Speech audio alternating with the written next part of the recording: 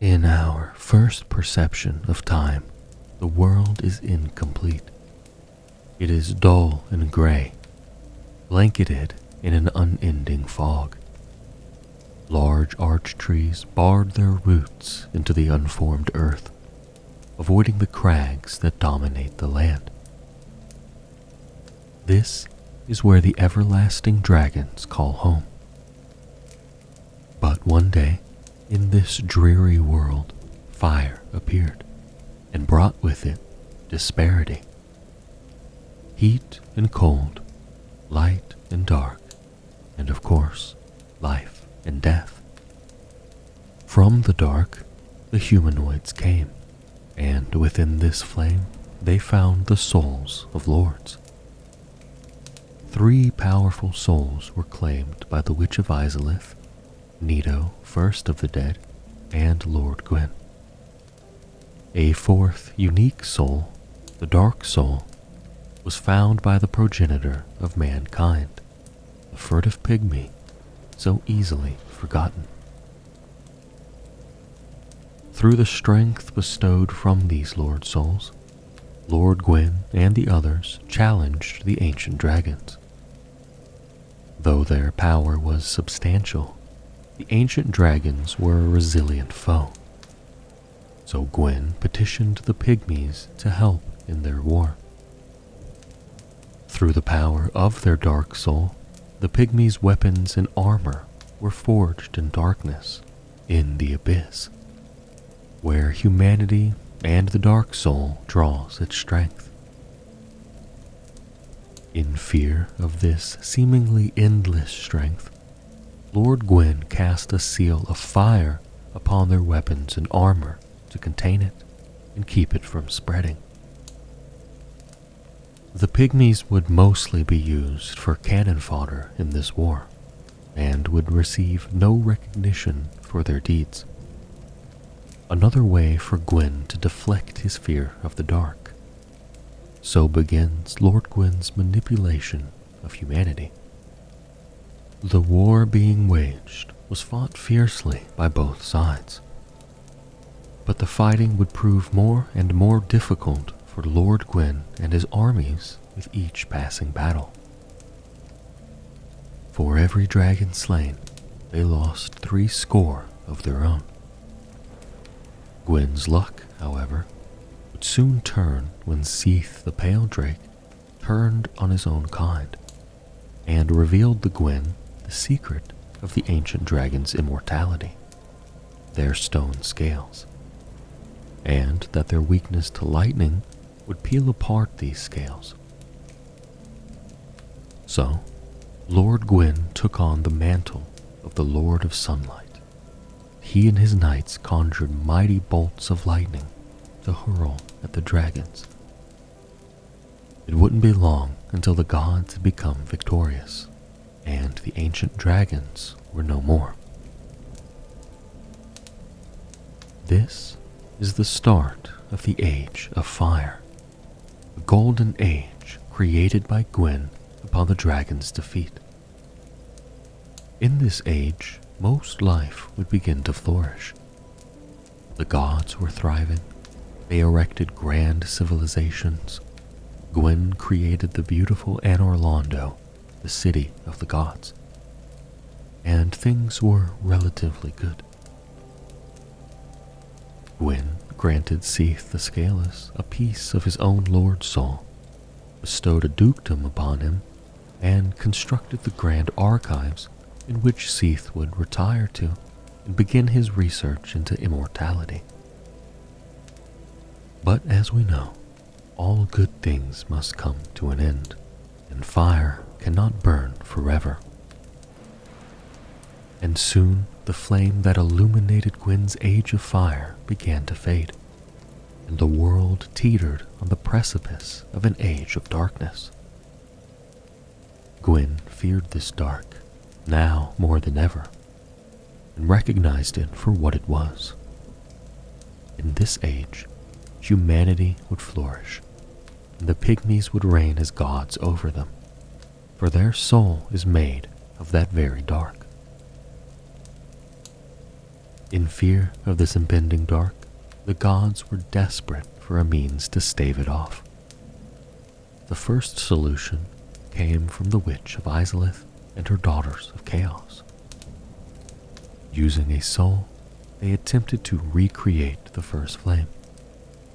Somewhere along the lines of playing creator, or perhaps just not being powerful enough, something went wrong, and they instead created an unwieldy fire, the flame of chaos. For all their worth, the witch and her daughters worked hard to keep the flame under control. During this, one of the witch's daughters, Quelana, fled from her duties and from her family. She would return in the far future to feign ablution and pretend to seek answers. But to what end, we do not know. It's hard to determine exactly how long the witch and her daughters were able to contain this flame, but chaos, however, is true to its nature and could not be held at bay forever. Eventually, the would-be restorers of fire were engulfed by their flame of chaos, and with that, all of Izalith.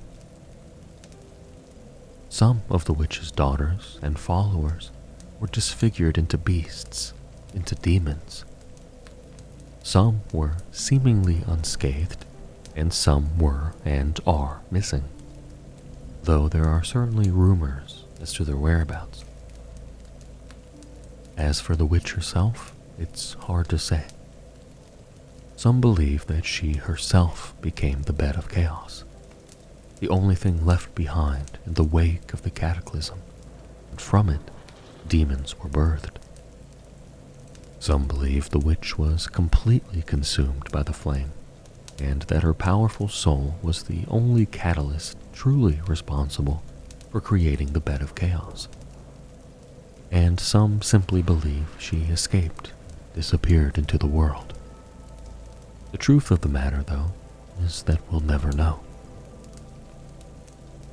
But the dark was still looming over Gwyn and the gods, and their options were dwindling.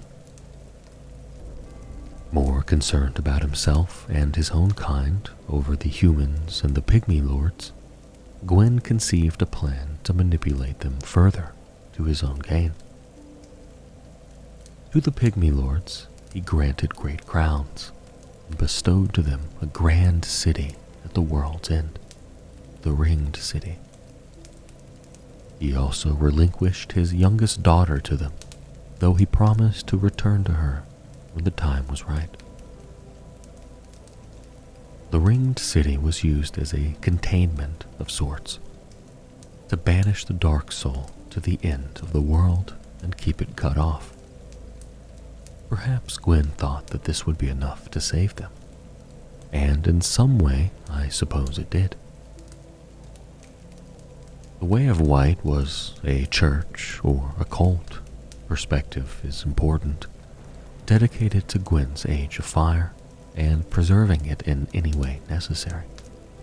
It became the most widely known and most commonly practiced religion in the world, humanity included. So in Gwyn's deception, even humanity fell in line with his lies. Perhaps it was that they never sought their own power, or perhaps they didn't know. As we'll learn in time, however, some of humanity certainly knew of their obtainable power and warred for it. But the pygmy lords sat at the world's end, inside of their walls, content to keep the dark soul in check on Gwyn's behest. The dark soul, though, resides in all of humanity. Whether it was spread to them by the furtive pygmy upon finding this soul, or that it's just the true nature of mankind. Much like chaos, the dark could surely not be contained forever. With Izalith in ruin and the demonic threat spreading, Gwyn stood on the precipice of yet another war. He took with him an army of his silver knights and descended into Izalith to snuff out the demon threat. We can't know for sure how long this war lasted, or how long the demons existed before Gwyn took the war to them. But there are traces of demonic civilizations and a hierarchy among them, as they had a king and a prince.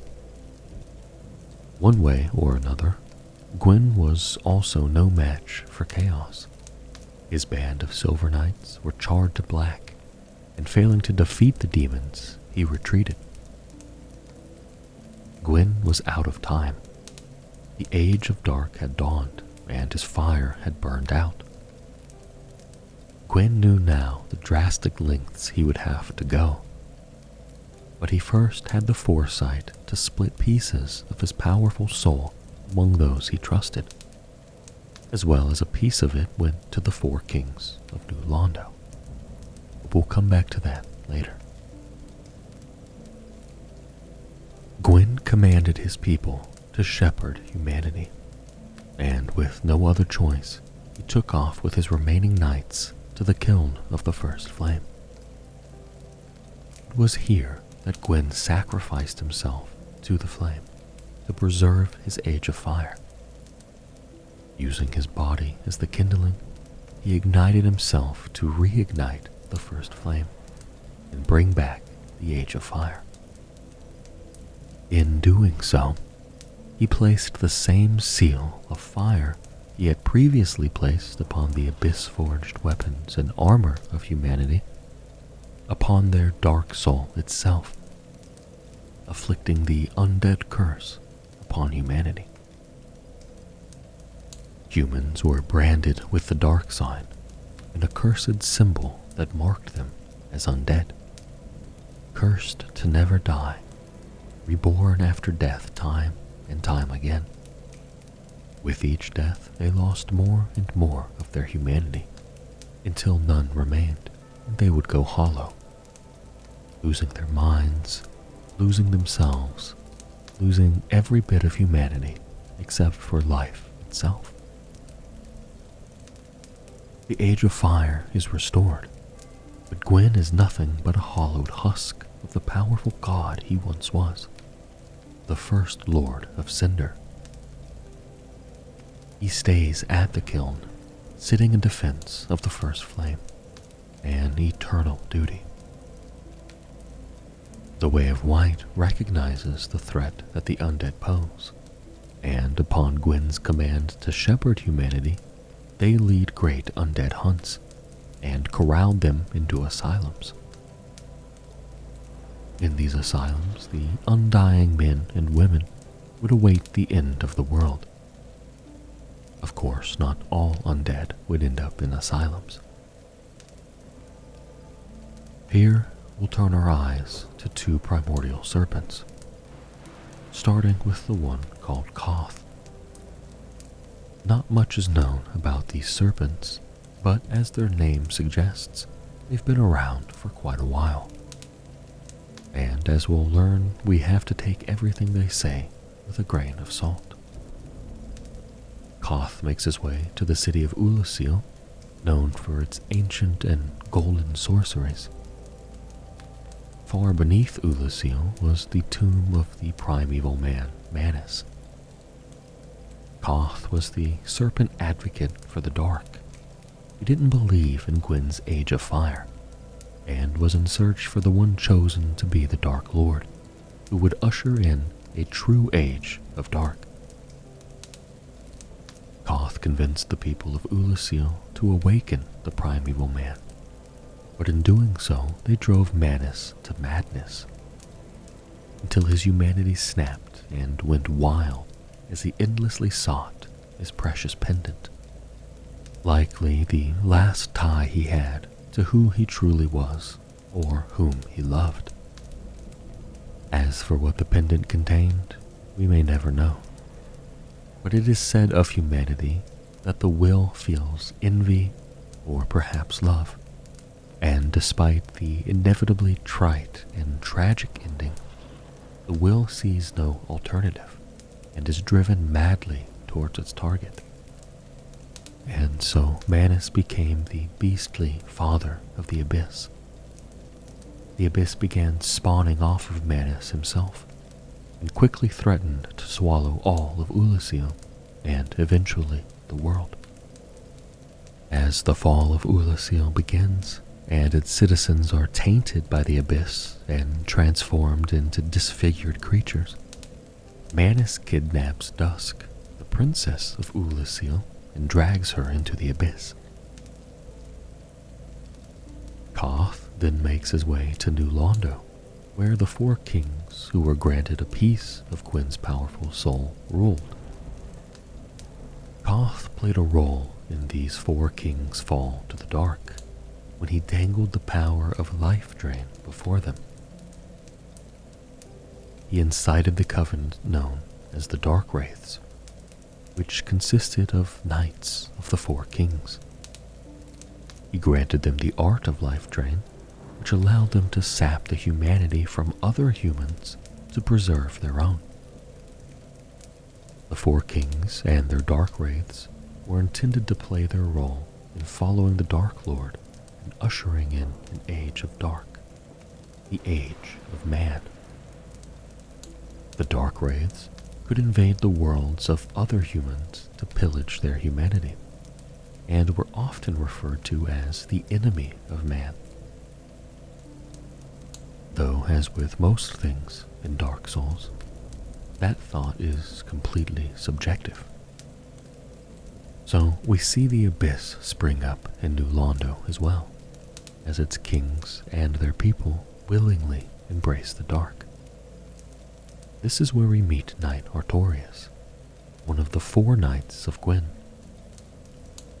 Knight Artorias made it his mission to battle back the Abyss at every turn, and was known for annihilating Dark Wraiths throughout his quest. However, the Abyss in New Londo was different than in Ulasil. While the Abyss itself was the same, in Ulasil it was spawning from Manus, but in New Londo it was just simply there. There wasn't any conventional way to prevent the spread of the Abyss in New Londo from tainting its way to the rest of the world. So, 3 sealers sealed the city and flooded it with water. This was their only perceived way to contain the Abyss here, though it was an agonizing decision. Countless lives lost, the robust culture of a city erased. The victims of this flood would go on to roam the city's ruins as ghosts. Knight Artorias then set off to Ulasil with his wolf companion Sif. Artorias, having made a covenant with the beasts of the Abyss, wore a ring that symbolized this and allowed Artorias to freely traverse the endless dark. So he and Sif descended into the Abyss to slay Manus and halt the spread of it. But such a hero as Artorias has nary a murmur of dark, and would thus become corrupted by it. Before losing his mind to the Abyss, he used his great shield to place an aura around his companion Sif to keep the wolf safe. Thus, the hero Artorias falls to the dark, and is nothing more than the creatures he once hunted. But time is indeed a convoluted and confusing thing in Dark Souls, and things get a little interesting here. In the future, the world sings the songs of praise for Artorias, the Abyss Walker, the hero who defeated Manus and put an end to the Abyss's threat. Only that isn't what happened at all, but we'll have to circle back to this at a later point. Back at Anor Londo, the great city of the gods, Guinevere, the eldest daughter of Gwyn, and the other gods flee from the city. Lord Gwyn is gone, the Abyss is sprouting up all over Lordran, and eventually the flame will fade again. So they fled. To where, we can't be sure. But one god did stay behind. Gwendolyn, Gwen's youngest son and the god of the dark moon. Gwendolyn was a master of illusions, and though the sun had set on Anor Londo, and it was in a bleak and depressing state, he used his illusions to restore the once great city. He brought back the shining sun, the sentinels to guard, and even placed an illusion of his sister Guinevere within the city. All seemed well in Anor Londo again, and so the Age of Fire continued. For how long this time, we still can't be sure. We fast forward to the flame fading once again, as we knew it would, and the world back on that same precipice facing an age of dark. The story leads us to the Northern Undead Asylum. Here, locked within a cell, we find a lonely and all but hollowed human marked with the dark sign, the chosen undead. Through a hole in the roof of their cell, an unnamed knight of Astora drops the chosen undead the key to their cell. Escaping this dreary cell, they wander through the asylum in search of escape, until they run into the same knight that dropped them the key. This knight of Astora reveals the ancient legend of the chosen undead. Thou who art undead art chosen, and that one day an undead would be chosen to make pilgrimage to the land of the lords, Lordran. And when thou ringeth the bell of awakening, the fate of the undead thou shalt know. Luckily, this gravely wounded knight of Astora freed from their cell the very undead this prophecy speaks of. The chosen undead continues to search for an exit, only to find it guarded by the asylum demon. After defeating this demon, they receive a key to the large door leading out of the asylum, only to find that there isn't anywhere to go. The asylum itself is isolated in the middle of nowhere.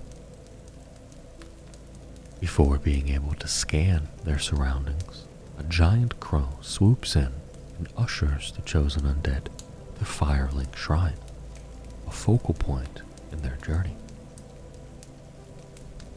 It is at Firelink Shrine that the chosen undead meets a firekeeper, a woman slated with the duty of tending to bonfires across Lordran.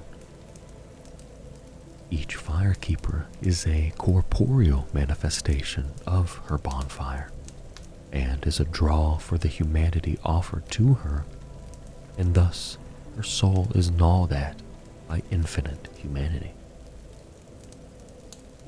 The bonfire offers an undead a place of repose. There they can burn pieces of humanity to regain their own. In Firelink Shrine, the chosen undead meets a rather crestfallen warrior, who tells them that there are actually 2 bells of awakening. One up above Firelink in an abandoned cathedral, and another deep down below in the ruins of Blighttown. The chosen undead sets out to ring these bells of awakening, one guarded by the cathedral gargoyles, and the other guarded by Quelaag, one of the Witch of Izalith's demon-deformed daughters. Upon ringing the second bell, the gates to Sin's fortress, the perilous house of traps and puzzles, and the only way through to the city of Anor Londo, opens.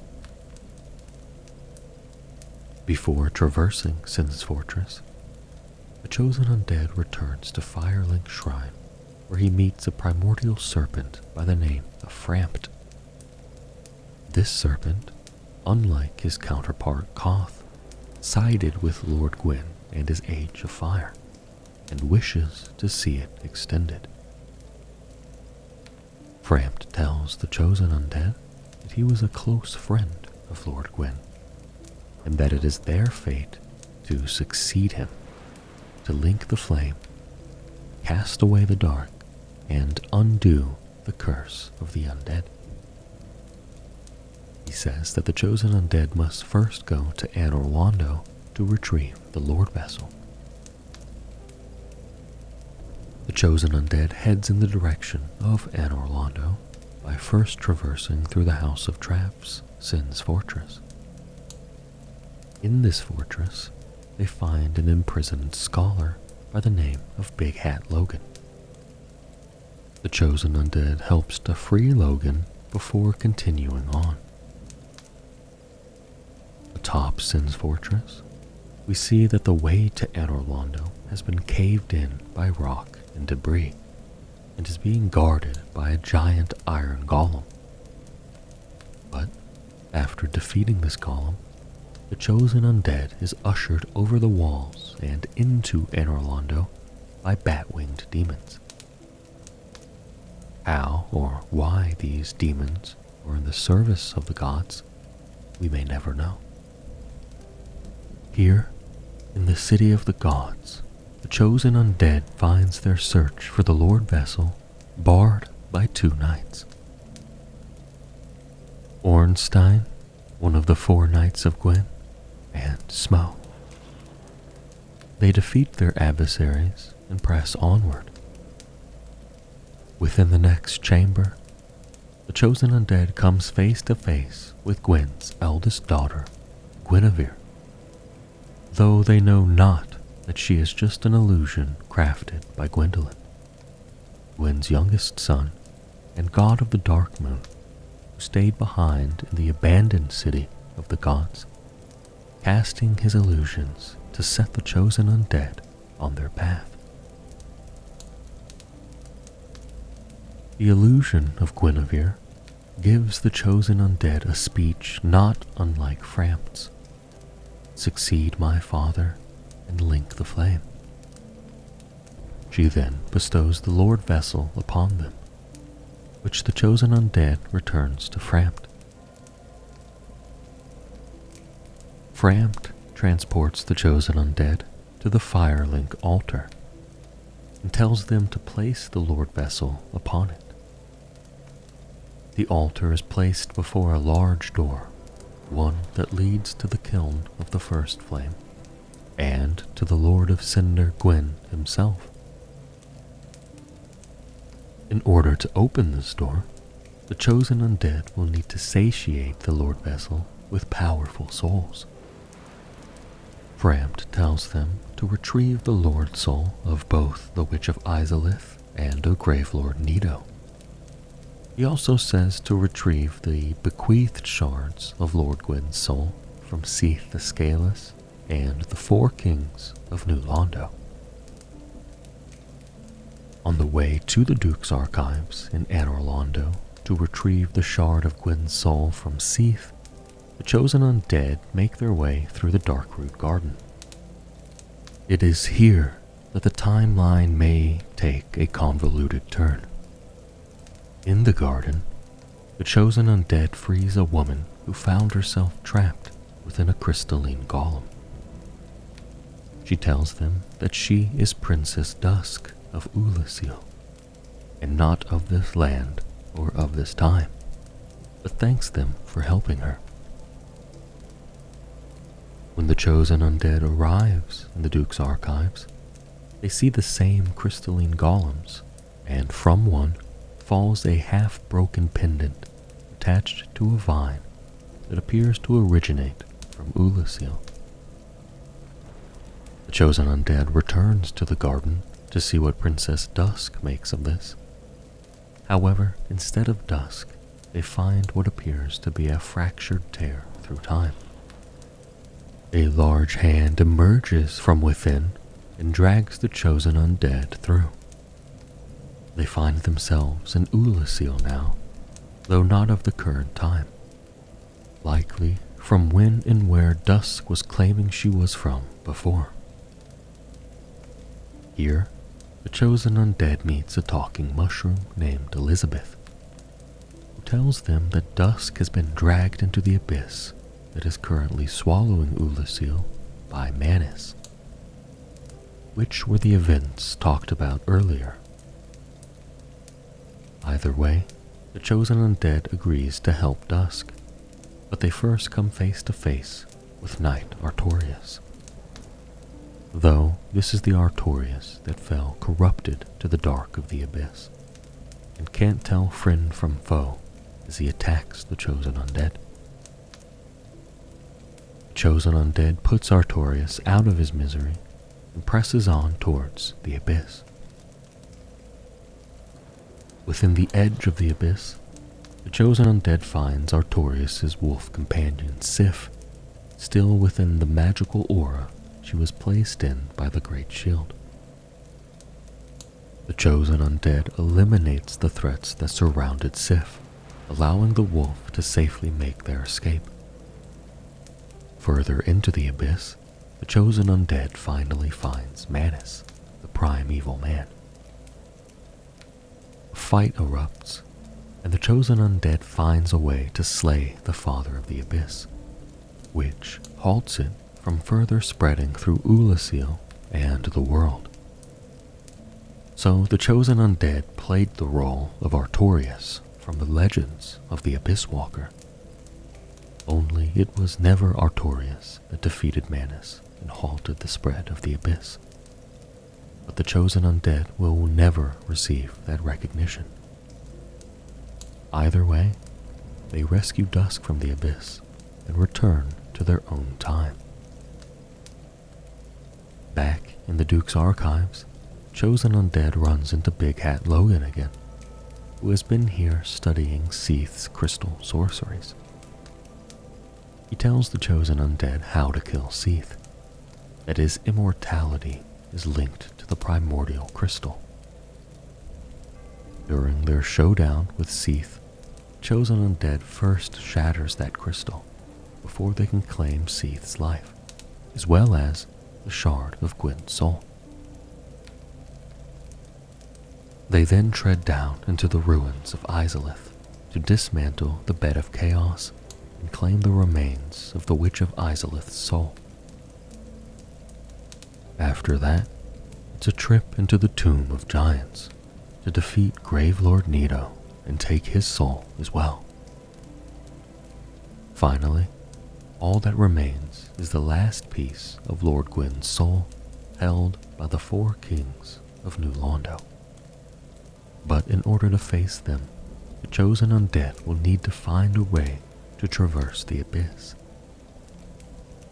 The solution is Artorias' ring, which is unfortunately guarded by a now fully grown giant grey wolf Sif, who, although still remembers the chosen undead from saving them once upon a time, will perpetually guard her master's grave, even if she doesn't want to. Thus, the chosen undead puts a tragic end to the wolf and receives the ring.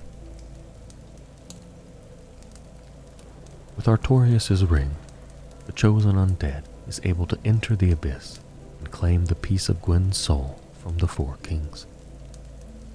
They then return to the Firelink altar to place the souls within the Lord Vessel and open the way to the kiln.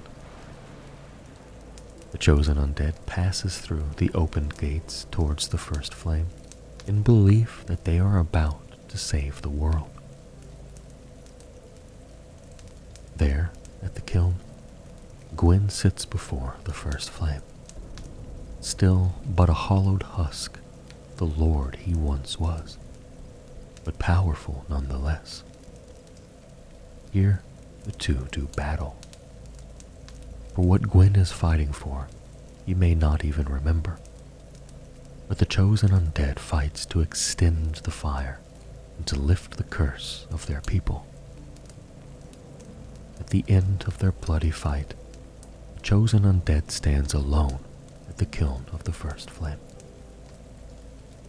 stands where it all started and where it all could end. The first flame, such a fragile conundrum of peace and despair. The chosen undead extends themselves to the flame, lets it consume them, to use their body and soul as kindling, to breathe life back into the flame, and thus extending the age of fire yet again. Drangleic is a land of cycles, a realm in which the very nature of things is repeated indefinitely. Countless kingdoms have been erected on this earth, yet all were destined to perish, for that is the way of this place. With the defeat of Manus, father of the abyss, a series of events were set into motion that would continue to alter this land for many millennia. Upon his demise, the darkness within Manus fragmented and scattered. These fragments of the primordial man would manifest into beings of manipulation, creatures of the dark. These children of Manus would go on to shape the essence of the kingdoms they helped to create, as well as destroy. The shards of Manus attached themselves to lords, powerful men that would go to conquer this land. They formed great townships that would prosper for but a moment before being swallowed by the cycle once again. Sholva, the Broom Tower, Aleum Lois, these are the kingdoms that predate the mightier realms of this land, yet all fallen to the wrath of the cycle. Sholva, the Sanctum City, home of the slumbering dragon, was invaded by the Drakeblood Knights. They disturbed sin and unleashed a miasma upon the kingdom. Broom Tower was abandoned by its lord, the Iron King, as he no longer had need of it. Falling into ruin, the tower came under the control of Nadalia, Bride of Ash. Aleum Lois, once a prosperous kingdom, was consumed by a terrible winter after the Ivory King failed to return from a conquest into the chaos of old. Alsana, the Silent Oracle, created the unyielding frost to safeguard against the churning chaos that had claimed her dear king.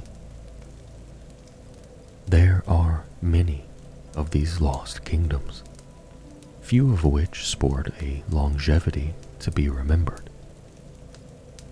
Olafis is one such example of this tragedy. While not much is known of this place, its prevalence lives on in different ways. Look no further than the petrified mages and pyromancers that scatter the landscape. The deep chronology of these fallen kingdoms struggles to manifest in the history of this land.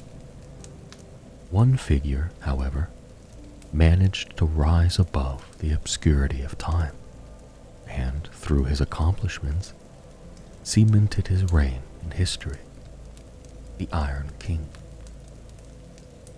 Once a feeble lord, the Iron King was visited by an elite swordsman, only known as Sir Alon. With the assistance of Alon, the would-be king led a conquest into the land of Ven, expending most of his wealth in the process. Triumphant yet drained, the king uncovered the scorching iron scepter, an iron-producing miracle. The king proceeded to create a great metal fortress within the old region of Alkan. This keep whose walls were clad with only the strongest iron, was appropriately deemed the Iron Keep.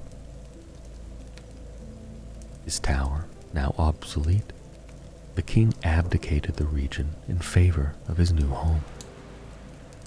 Prosperity would not follow, as the undead curse would soon descend upon the land.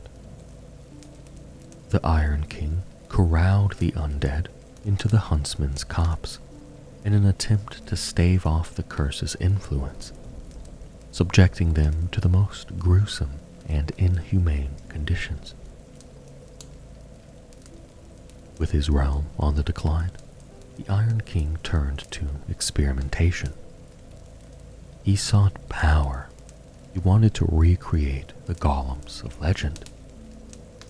It was probably then that his longtime friend and advisor, Sir Alon, abandoned the king, fearing he had gone too far. Unperturbed, the Iron King continued his research.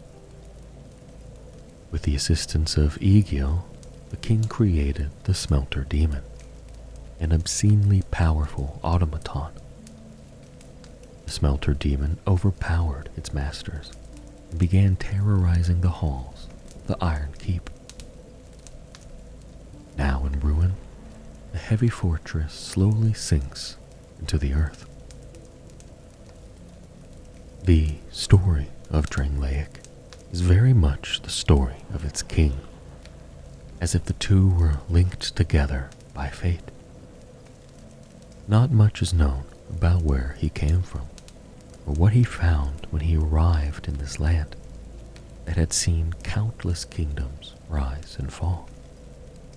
But when Vendrick came to Drangleic, he quickly rose to power. With his faithful knights, Velstadt and Bramy, and his older brother Aldia, he became the undisputed ruler of Drangleic. And under the leadership of Vendrick and his brother, Drangleic flourished. As it was with the kingdoms before it, Drangleic was visited by a fragment of Manus named Nashandra. Just like her sisters, Nashandra managed to win the king's favor and ear. With Nashandra at court, things changed. Aldia, who had been given lordship by Vendrick, became obsessed with his research and barely ever left his keep. Meanwhile, Nashandra urged Vendrick to travel across the sea and lay waste to the giants inhabiting it, and eventually did. Vendrick brought war to the giants across the sea, and returned with an unnamed prize. In his own words, "I subdued the giants and claimed their strength, so that I might step closer to fire." With the strength of the giants, golems were created and used to construct Drangleic Castle, where Vendrick and Nashandra resided, protected by Velstadt. Their victory was short-lived, however, when the surviving giants mounted a counterattack on Drangleic.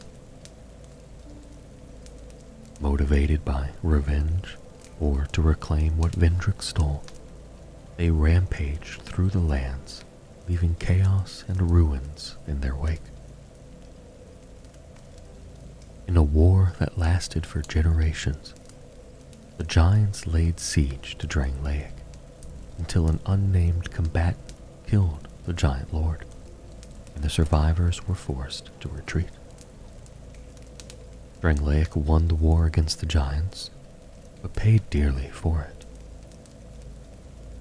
While Drangleic was still recovering, Vendrick and his now queen Nashandra heard reports of a curse of undeath spreading throughout the kingdom.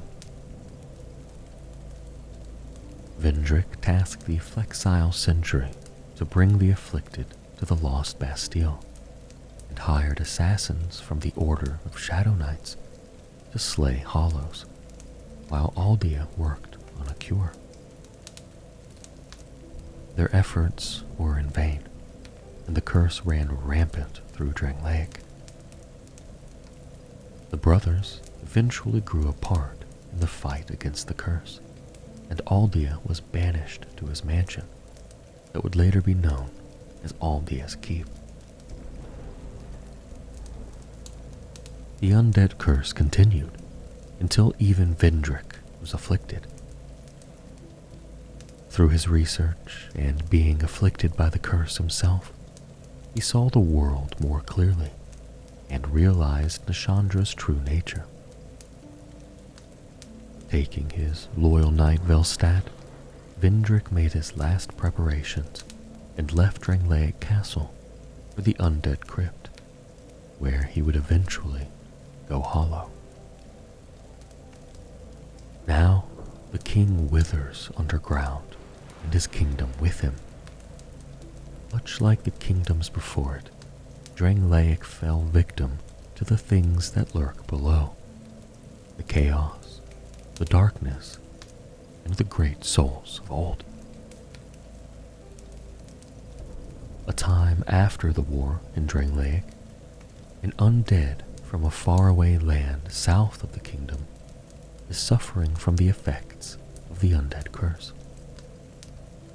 We see them losing their memory, and in an attempt to halt the progress of that degradation, they find their way to the lodgings of an old woman we later find out is an old firekeeper. Upon seeing the degradation of the bearer of the curse, she spins them a tale of a land far to the north, an old kingdom called Drangleic. The old firekeeper leads them to believe that the souls found in this land may be enough to mend their ailing mind. The bearer of the curse stumbles their way north, near total hollowing, before reaching the entrance to that kingdom. At the entrance, there appears to be nothing left but ruins. However, in the center of a ruined building is a tree covered in flame butterflies. This swarm begins to cover the area, lighting all the torches and seemingly opening the way to the lost kingdom. For in the reflection of the water, we see that the reflection shows the buildings and the kingdoms that used to be.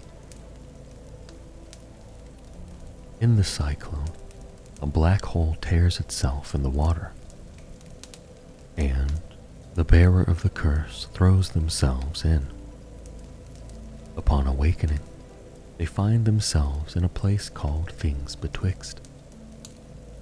Now, Things Betwixt essentially means things between.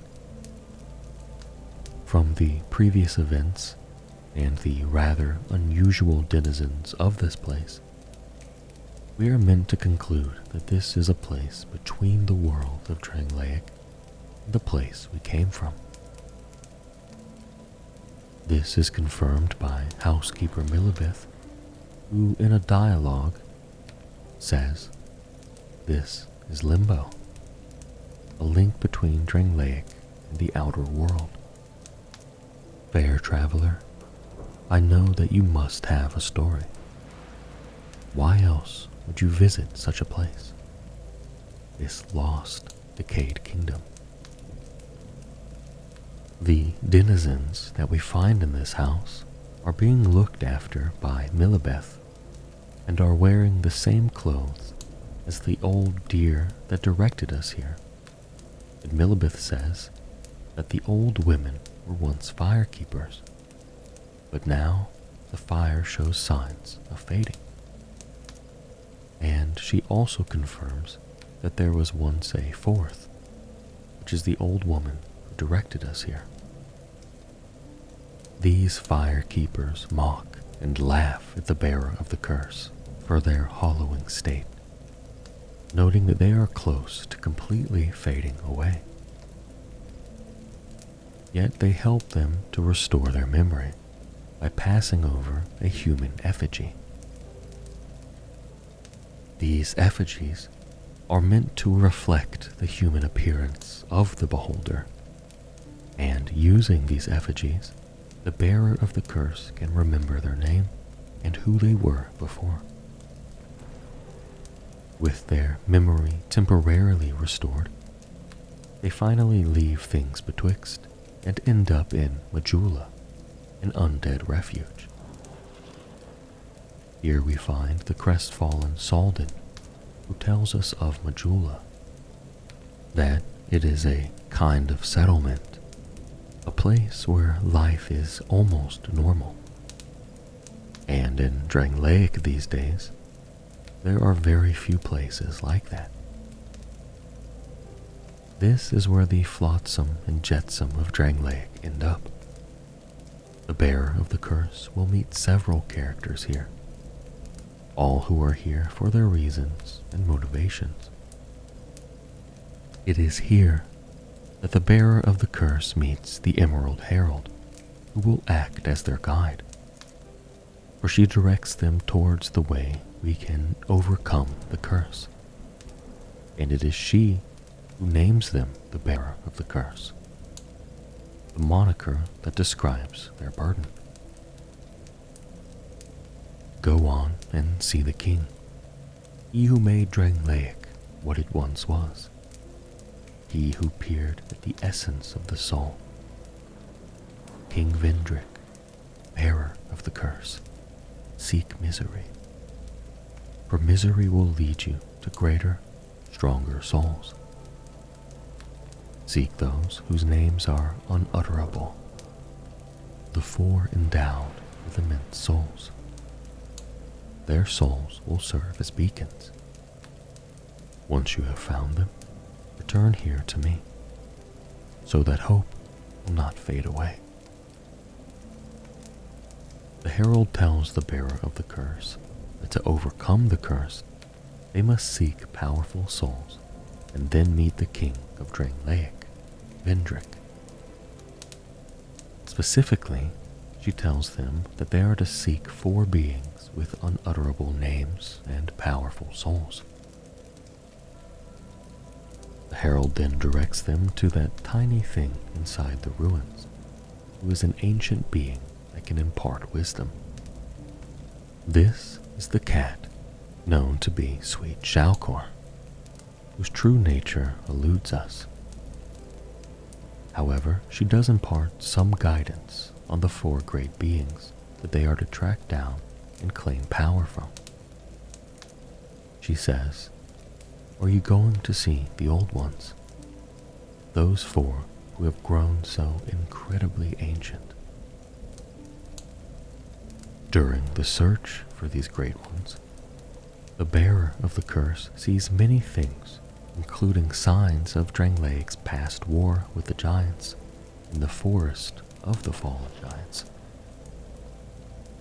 In the forest, we find fallen giants who are taking roots and becoming trees, as well as the remains of the crumbling fortress manned by hollowed Drangleic soldiers. This was a battlement specifically built on the coast to defend against the giants who came from across the sea.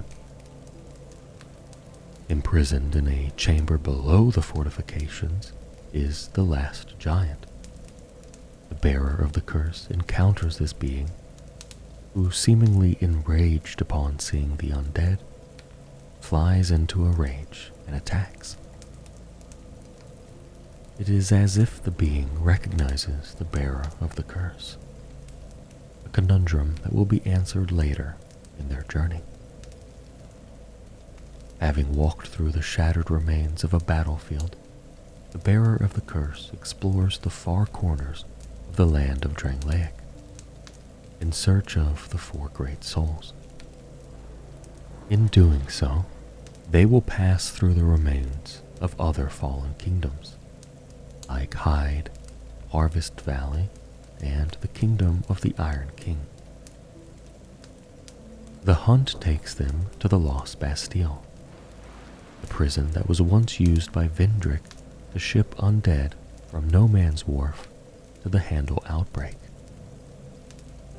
In a special tower called Sinner's Rise, in the lowest cells, there is a being called the Lost Sinner. The Lost Sinner is one of the 4 great souls that the Emerald Herald told us of, and Shalcor gives us further explanation as to why the sinner is called so. They created a towering bastille to contain them, but in the end it did no good. The lost sinner lives deep within the bastille, the fool trying to light the first flame. There is one being we know who tried to recreate the first flame, the Witch of Izalith. Now, it does not explicitly mention her by name. The lost sinner does drop the old witch soul and seems to be infected by a chaos bug. The implication is that the being before us owns an ancient soul of a witch that has been recycled into a new being, an old witch who once tried to recreate the first flame. The continuing search for great souls takes the bearer of the curse to the very depths of the land that we stand on, down into the gutter that is in the center of Majula Township. So they follow the waste of the world down into the depths of a shanty town, for those forgotten by the world, and beyond into the Black Gulch, where the bearer of the curse finds the Rotten, another bearer of a mighty and ancient soul. The Rotten has created a sanctuary for the lost things found down the gutter. His embrace may not be one to be desired, given his body is made up of those who are lost and have been embraced by him. This being drops a soul called Old Dead One Soul.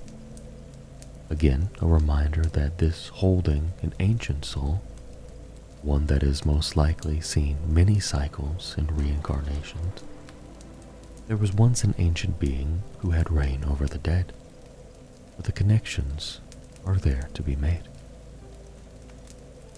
The next ancient soul awaits the bearer of the curse in the fallen kingdom of the old Iron King.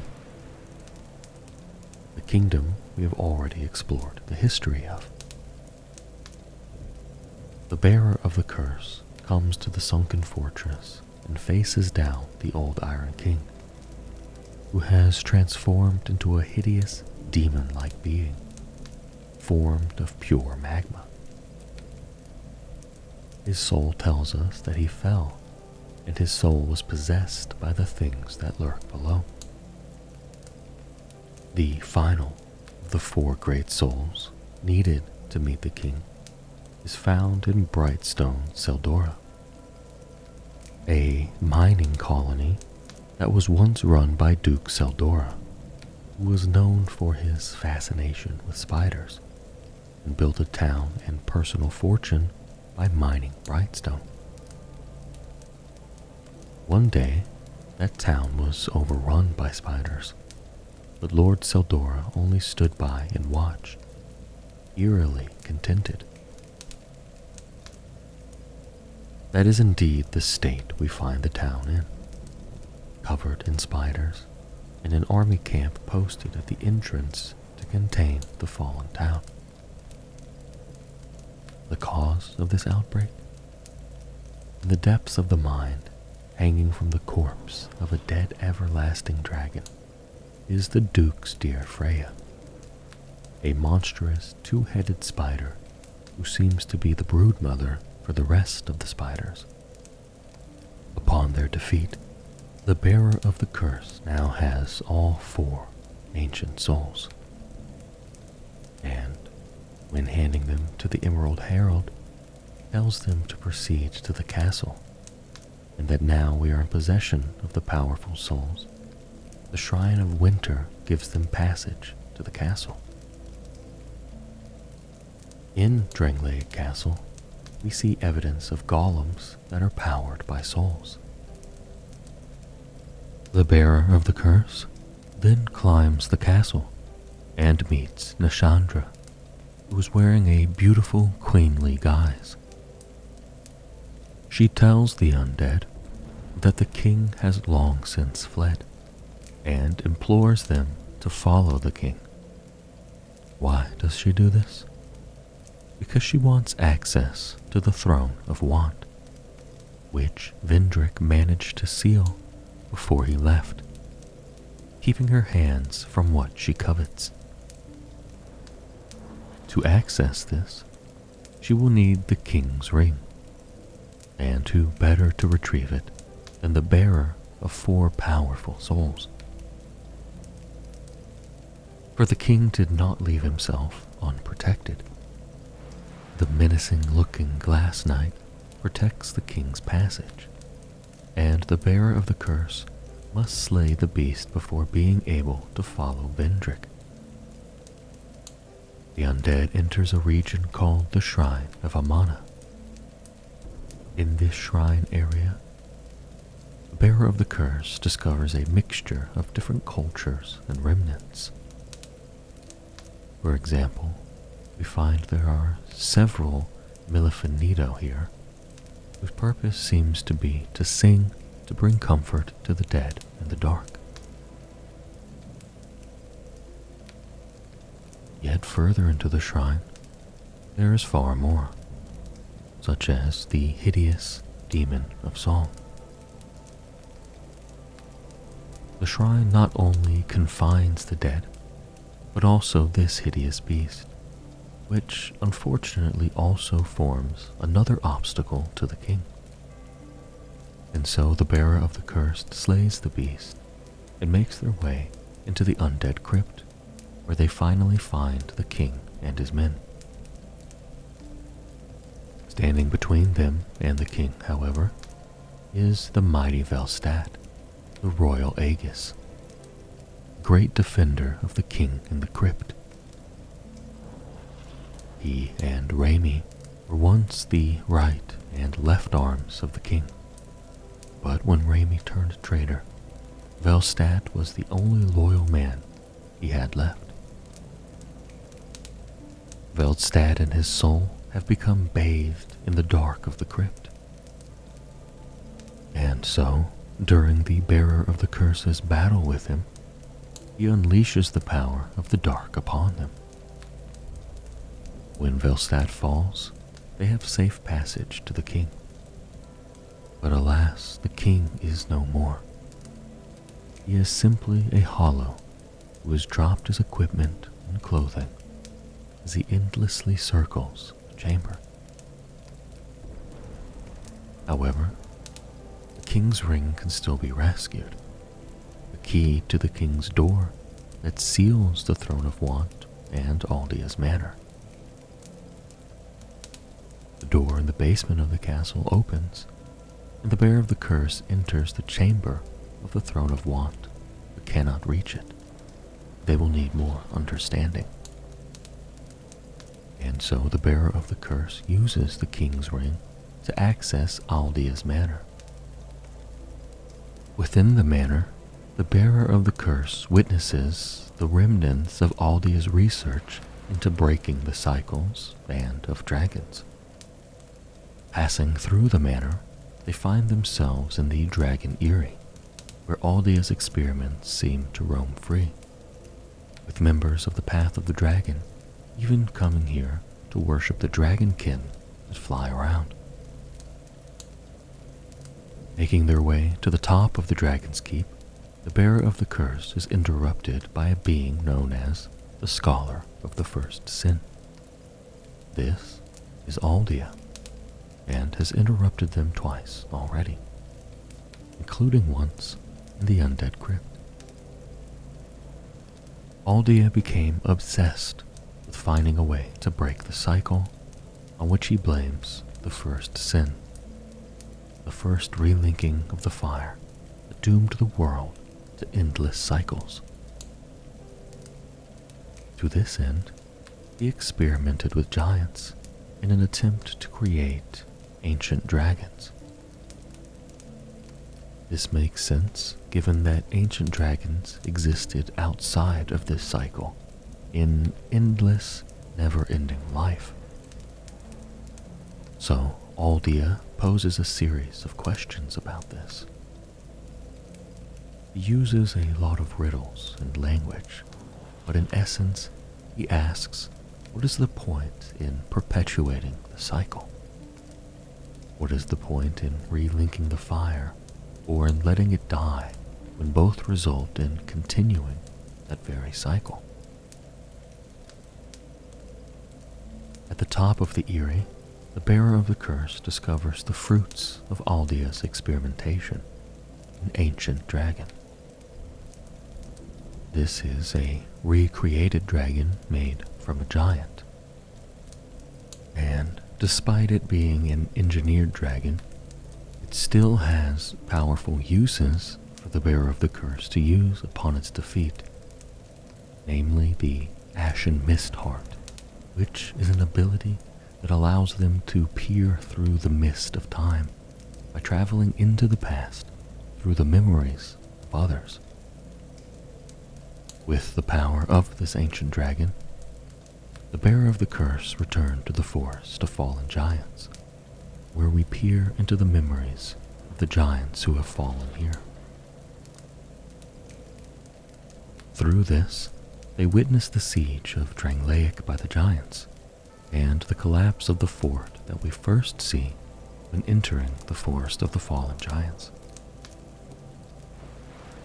Eventually, after trawling through the memories of the giants, they travel back in time to a battle where the Lord of the Giants himself is waging war on the battlements. Looking at the shape and size of the Giant Lord, he looks to be the same physicality as the last giant.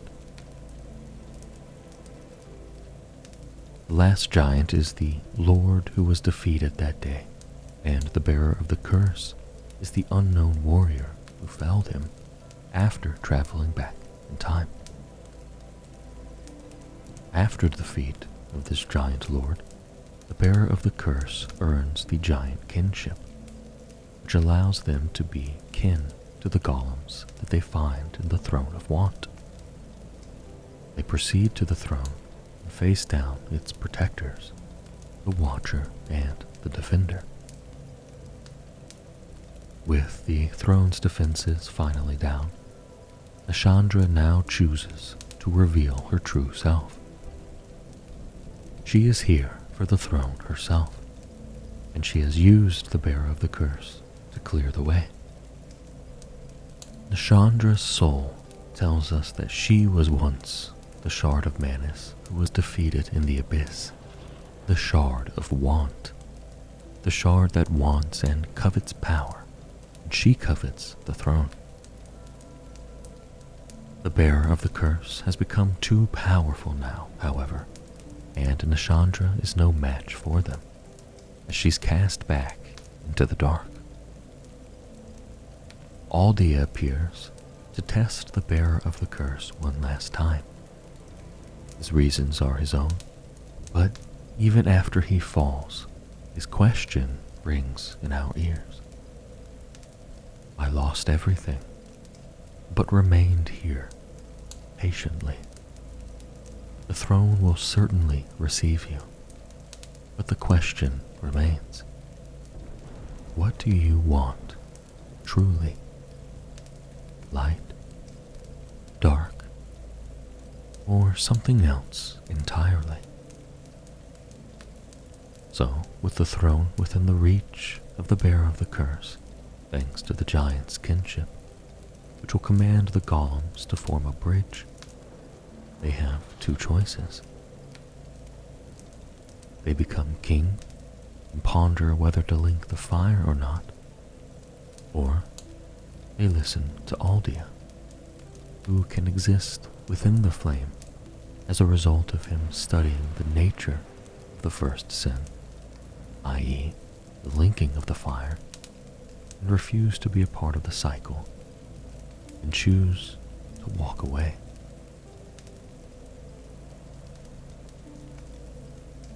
Yes, indeed, as the legend of the flame continues to seduce hero after hero, the world is reborn countless times.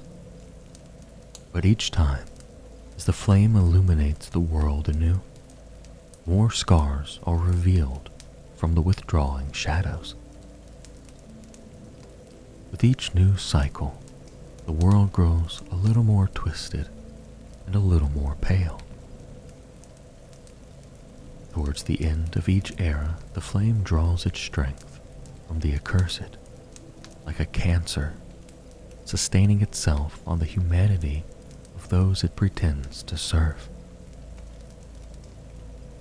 But the story is always the same. Some well-meaning hero comes along and sacrifices themselves to relight the flame and puts the undead curse on hold. That hero is then hailed as a Lord of Cinder, if he is strong enough to survive the process intact. Jumping ahead to the present, the fire begins to fade, yet again, but this time a bell tolls. It's a signal for 5 of the Lords of Cinder to rise once more to give themselves to the flame. But instead of heeding its call, the lords turn their back on it. Apparently, self-immolation isn't something they were keen on doing twice. Except for one, Ludlith of Corland. Diminutive in stature perhaps, but powerful in purpose. When it's clear that the Lords of Cinder aren't coming back, the bell tolls once again to awaken the unkindled ash. A person who previously tried to light the flame, but were ultimately unsuccessful. The unkindled one is tasked with the inevitable burden of bringing back the 4 remaining Lords of Cinder, so that they can once again burn in the name of the first flame. No easy task, as all the lords are powerful beings with their own reasons as to why they turned their back on the flame. Aldrich, the Saint of the Deep, was a cleric who began eating people. Ate so many that his body got bloated and turned into sludge. This also gave Aldrich a tremendous amount of strength and power. So, they threw him on the flame as a sacrifice to extend the Age of Fire.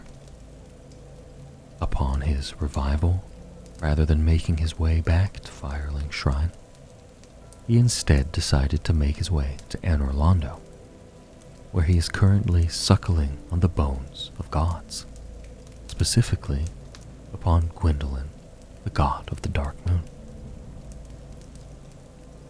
Then we have Yorm the Giant, known as the reclusive lord of the profaned capital, a capable warrior, a giant in every sense of the word.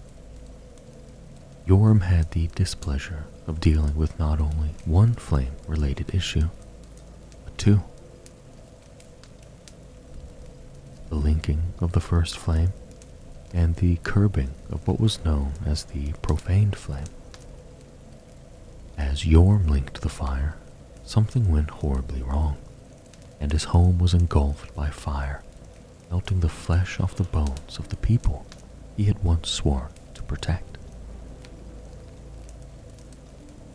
The Abyss Watchers, a legion of warriors treading the path of an ancient hero and his wolf companion. Bound by blood and unshakable in their purpose, this undead legion would do anything to curb the spread of the abyss. Even goes so far as to bury a kingdom at the first sign of infestation. And lastly, Prince Lothric. Lothric is a special case. He's technically not a Lord of Cinder, but his family had this obsession of creating a worthy heir to the flame, even to the point where they would do unspeakable things to ensure that Lothric would live up to that lofty goal. Prince Lothric, however, influenced by the first of the scholars, came to the realization that he didn't want to burn alive just because his family said so. So he and his brother Lorien retreated to their stronghold just to watch as the fire faded and the world was plunged into darkness. Clearly, the journey of the Ashen One would be quite the arduous one. After a quick stroll through the graveyard and a battle against a warrior known as the Ashen Judge, the Unkindled arrives at Firelink Shrine. There, they meet the Firekeeper, who tells the Ashen One that if the lords will not return to their thrones willingly, then return them as ash. In order to find these lords and return them to their thrones, the Unkindled One seeks them out at the homes that they have returned to. They first go to the Cathedral of the Deep to find Aldrich, only to find that he isn't here either. The Unkindled One does, however, meet a hooded man named Gale that appears to be praying to the goddess of sin, Velka, within the cathedral.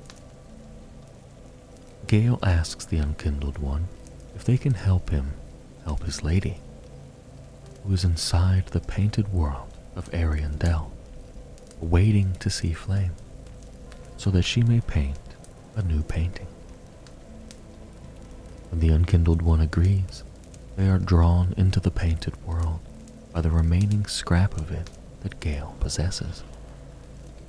In this painted world of Ariandel, we can see that the world has begun to rot. This is all in part to a woman named Sister Frida, who was the eldest sister who helped found the Sable Church of Londor, a church dedicated to the teachings of Koth and finding the true Dark Lord, the Lord of Hollows, to usher in the Age of Man. Sister Frida abandoned the Sable Church and retreated to the Painted World, where she manipulated Father Ariandel.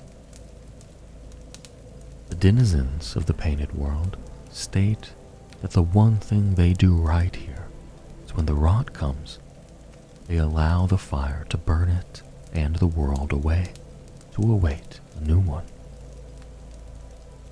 The opposite of what they do on the outside world, constantly rekindling the first flame to preserve the age of fire and stave off the natural order of things.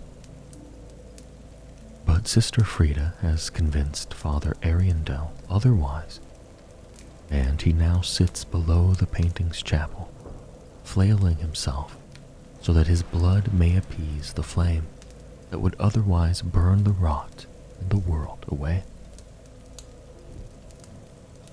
The Unkindled One finds the lady of whom Gale spoke, the young painter locked away on Frida's orders. She tells them that in order to paint a new painting, she must first see flame.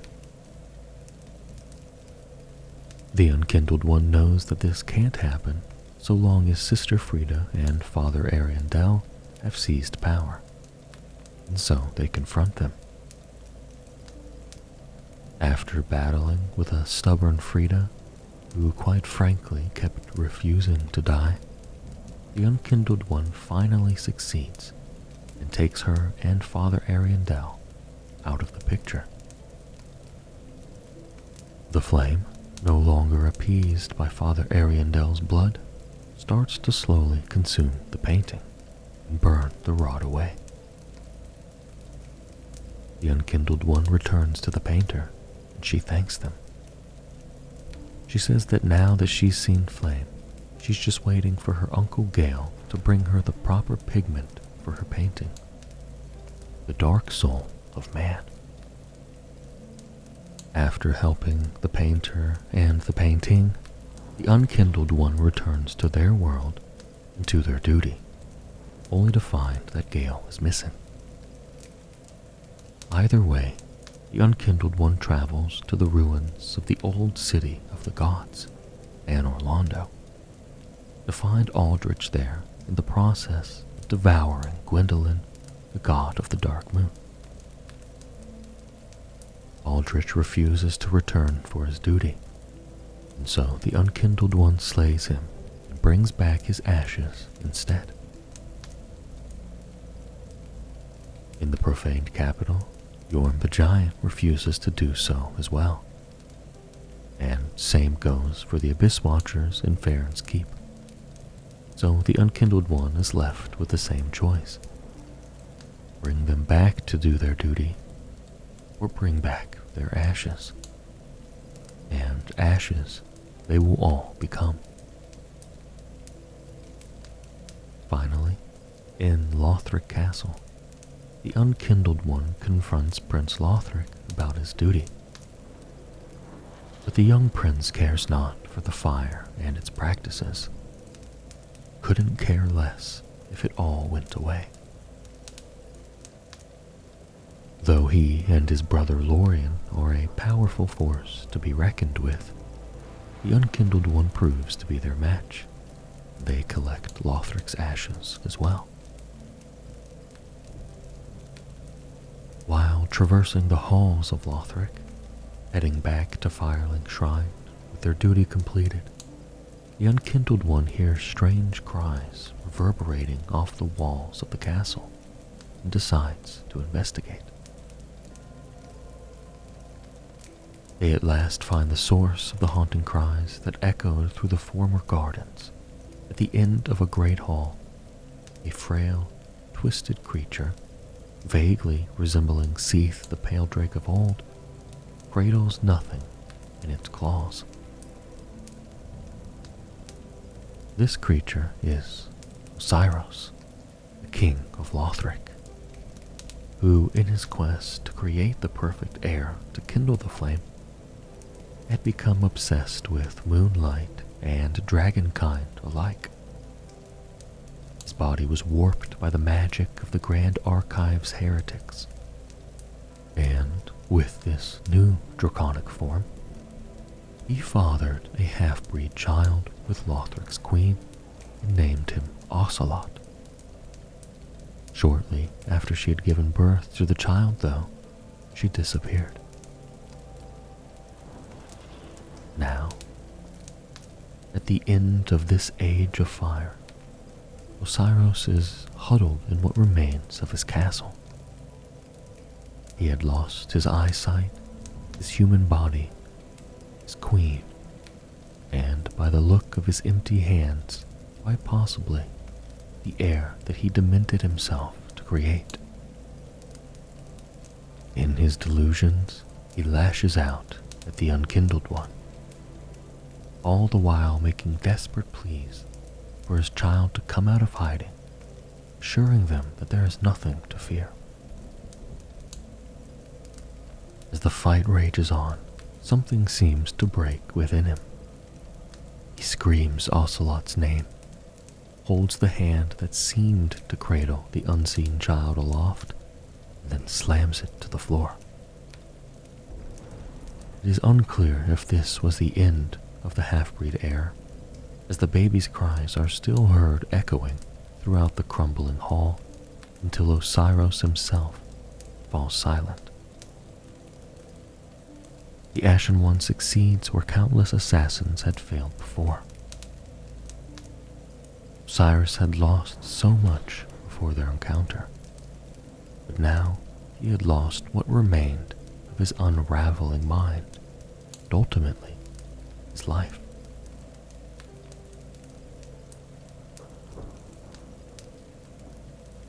What lies beyond the fallen king's final resting place is a corridor of dead serpent men and one Drakeblood night, giving way to a darkened, eerily familiar path.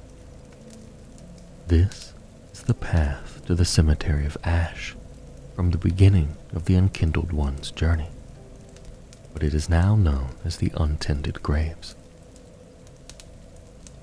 From the outset, it is unclear if this realm is a view into the past, a vision of the future, or an intersection of similar realms as time and space become progressively more convoluted in the end days of an age of fire.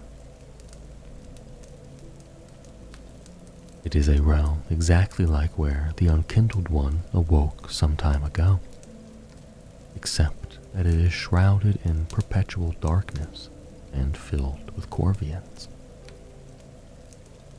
A familiar grave, the one the Unkindled One itself rose from, is open and empty. Hidden within this darkened realm is the Ashen Estus Ring, treasure enshrined to this place by Lothric's now departed queen, to serve an unkindled who finds it well at some point in space and time. In the same place that the Unkindled One found Eudix Gunder with a coiled sword embedded in his chest, the Ashen Judge stands again. This time, however, he is not laboring from being impaled by a sword, nor is he afflicted with the pus of man. Instead, in this realm, he is called Champion, and not Eudix or Judge. But all signs indicate that which he is a champion of now is beyond his reach. What he found as he worked to achieve what he believed in was not but a dark world, a shrine without fire, and a bell of awakening that would not toll. But his fate as the eternal judge of the Unkindled had not yet been sealed. All the same, he is but another heir of fire, who failed to perform his duty for one reason or another. And, as with all other heirs, he meets his end at the hands of the Unkindled Ash. The path to Firelink Shrine, beyond Gunder's arena, is also eerily similar to that which the Unkindled One traversed at the start of their quest. But it is now teeming with black knights that patrol the many twisting walkways. Beyond them, however, lies the final bit of this mirror realm's similarities.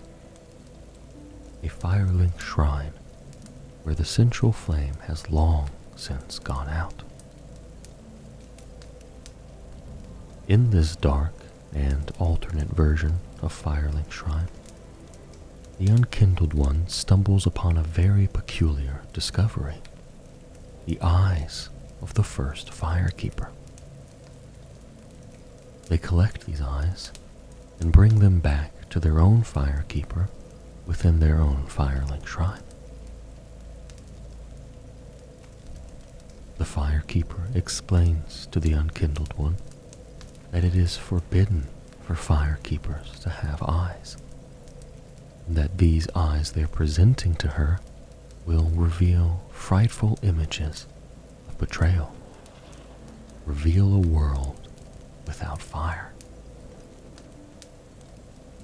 The Unkindled One, however, does wish for a world without fire, for a ceasing of the linking of the flame, perhaps learned and understood from the lessons taught in the painted world of Ariandel.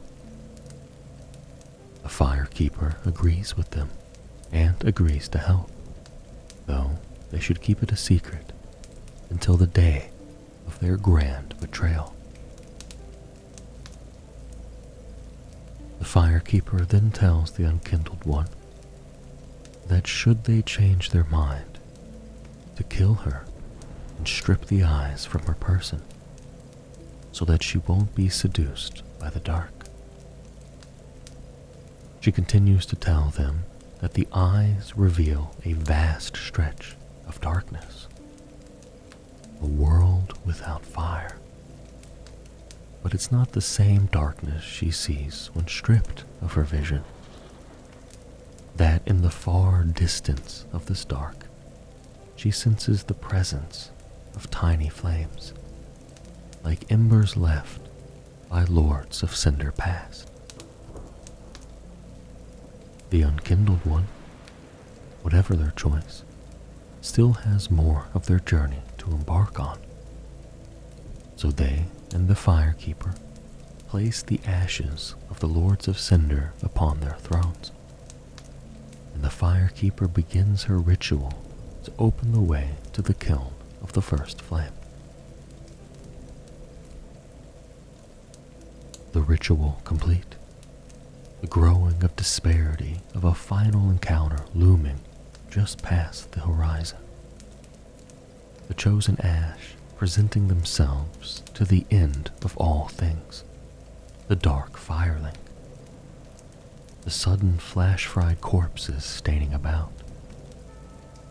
But curious is the unkindled one that another bonfire twinkles in their sight.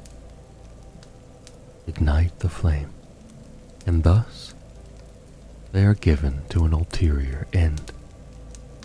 Something strange perches the ashen one's hands. Soot and heavy, the dragging and sinking feeling. Sludge, not through swamp, but ash itself. An old hag pilgrim, curious as to who and how they are here. But no matter of her. She sells just a small tool for them to be on their way. Into the drag heap, both the space and time, where everything is ending and everything is converging. Parts of Londor, Lordran, and Lothric seem to twist and turn, combine and feverishly mix. This is the place where we find it all. Past, present, and future, boiling around one another to the exact point when a version of Armageddon has reached its epitome. The drag heap is where the sediment of souls culminate, when both a person hollows completely and loses every ounce of humanity. We also know that the creatures existing in this area of the world are made up of these soul dregs, which are also the things collected as the Aldrich Faithful Covenant. We also know that these creatures might have relation to the Devourer of Gods himself. As an Aldrich Faithful, they would collect soul dregs from trespassers for the Archdeacon. These soul dregs are the very bottom, the thing left behind after the soul's power is gone. The unkindled ash pushes forward, guided by the remnants that Gale has left behind, leaving a safe spot to plunge further down. Below they find creatures born of the dark. These creatures are dregs in human form, facilitating the instinctual purpose to devour those with humanity. Pushing forward, the unkindled one finds themselves standing in the ruins of an old firelink shrine, where two demon princes bar the path forward. After the demon's defeat, the hero, the usurper, chosen ash, brings forth a banner to summon the winged demons, the very same that ushered the chosen undead from Sin's fortress to Anor Londo, to take them to a distant castle keep, a city built upon cliff's edge, a focal of swirling ash, the ringed city. In all of its might and construct, one would seem that it is a grand line of construction. Yet, that isn't its purpose. Its very nature is a prison to keep something hidden. The Unkindled One has not a thought of what that is, only that Gale is the one searching for it here, for he has led them to this place. The entrance to the ringed city is only a momentary display of one's own thoughts. In the distance the bells toll. The judge and executioner stand calling upon the spirits of those who fell in his defense. The Unkindled One, making their way through the ringed city, each new area seemed to be leaps and bounds further into time. With each passing step, the deep and the abyssal creatures seem not afraid, but hungry, and the judges and ringed knights act as patrol. The Unkindled One would find more of the area containing sunken churches and locusts. It seemed to come from the sludge, as if it were home to them. That's when they hear it, the deafening cry, the wind from beating wings, the ear-shattering roar of a grand ancient dragon, Midir. Before the future fall, before the first relinking of the flame, existed a war. A grand war against the ancient dragons spanned many years. Until one day, a traitor among the dragons came to a fearful self-claimed god and offered to end the war in his favor, and thus the fall of the ancient dragons. This dragon, this betrayer, Seath, was granted a dukedom and was given free reign over the libraries, and thus began the experiments to give birth to another life, the first half-breed, taken, feared by the power of Life Hunt. The next given shape, a failure but useful, given to the court, became a valiant warrior, Shira, the woman who became a friend of Midir, daughter of the Duke, the one who entered the dark room with a renegade pygmy impaled upon her halberd, another who reached the end. Friend of Midir, the dragon presented by the Duke to Lord Gwyn in the form of an egg. Midir, a mighty ancient dragon, one of the last, given a task to fight the abyss as the perfect guard. Midir did his job faithfully for ages on end, and had a single friend that he cherished. But even here at the world's end would eventually become corrupted. Shira was known as the last line of the spear of the church to protect Gwyn's youngest daughter, Filianor, that he had offered to the Ring City many ages ago. The Unkindled One returns to his travels after meeting with Shira and again with Midir upon a cliff, fighting through the dregs and the deep that seemed to overwhelm the area. The dark is lonely here. little creatures nipping and nibbling in the dark. The Unkindled One had found the quarry Shira had asked of them. The ancient dragon, Midir, lost and corrupted to the dark, to the deep, lost to the same thing he was meant to fight back. Not unlike the tale of Artorias. This tells the Unkindled One everything. Nothing is there to hold it back. Nothing can truly stop the abyss, stop the dark from swallowing everything. Deer's job is done, and the Unkindled One charges forth, determined to rid the dragon of its eternal duty. And what are we? Little embers clinging to life. Not because we exist to lay the foundation of an old era, but as we lead one to a new dawn, a new era.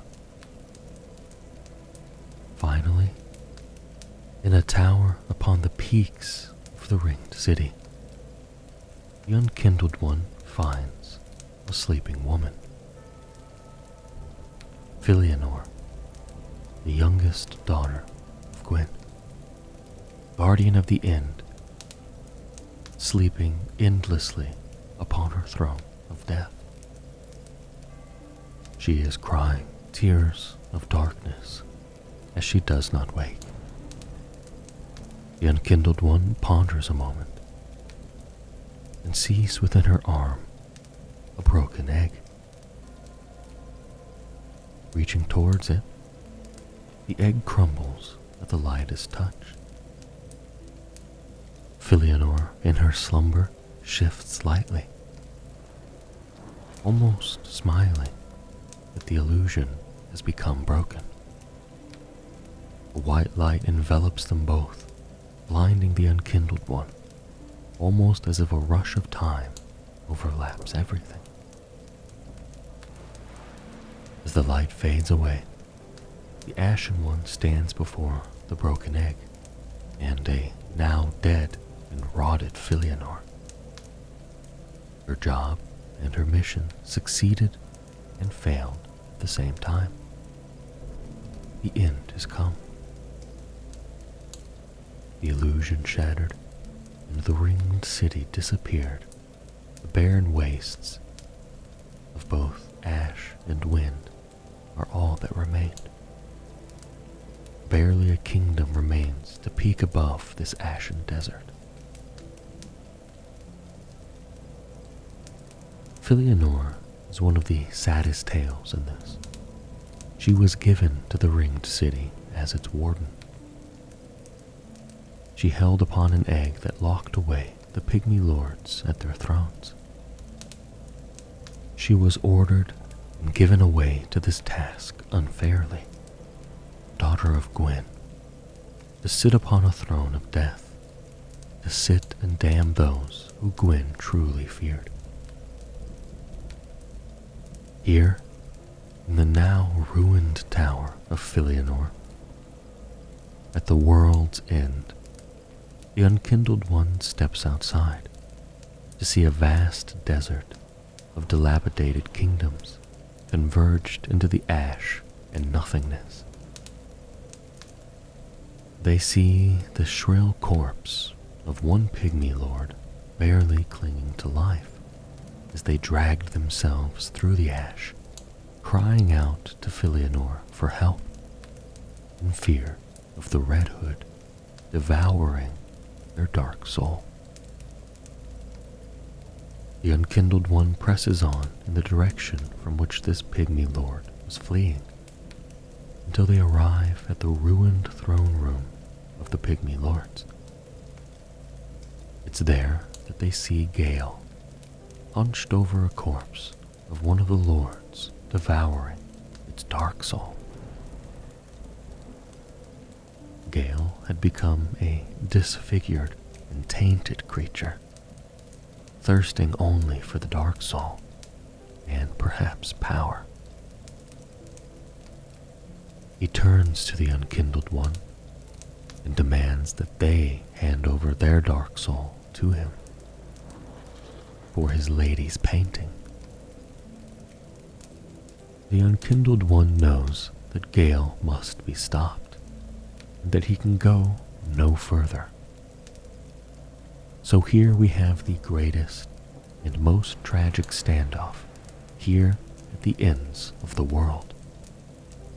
Two undead fighting over a sliver of dark, while the fate of the world hung in the balance. The Unkindled One, who had grown immeasurably strong, would eventually overcome Gale and destroy him, taking from him the very blood of the Dark Soul.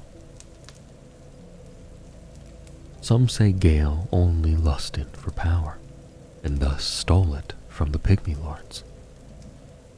Some believe that he knew the blood of these pygmies had long dried up, and could never be used as a pigment for his lady's painting. And so he purposely led the Unkindled One here to the world's end, and devoured the Dark Soul himself, so that his blood could be used as the pigment, knowing that only the Unkindled One was powerful enough to defeat him. And then they would bring the blood of the Dark Soul to the painter. A selfless sacrifice, though one cannot say for sure. The latter paints the tale of a hero in an otherwise bleak world. The Unkindled One returns to the painted world to find it almost fully consumed by the flame, and gives the painter the pigment of the Dark Soul. She begins to paint as the fire blazes around her, a new world, a cold, dark, and very gentle place, a world painted from the very soul of humanity itself, a bright beacon of light in an otherwise hopeless world. The Unkindled One leaves the painter and the world behind to continue their mission. At the kiln of the first flame, the Unkindled One defeats the soul of Cinder, an amalgamation and guardian of the first flame. They then summon the Firekeeper to the flame, and she takes the first flame from its kiln. And together they watch as darkness, a true darkness, descends upon the world. Yet, just as she mentioned earlier, she could see tiny flames dancing in the distance, embers of Lord Cinder past, not unlike the manner in which the tiny embers sparked into the first flame, not unlike the very fire that Gwyn and the others found their strength within, perhaps left to them in the same manner by Lords of Cinder past. Darkness settles, and all fades to black as the Firekeeper's voice rings out into the void one last time. Ashen One, hearest thou my voice still?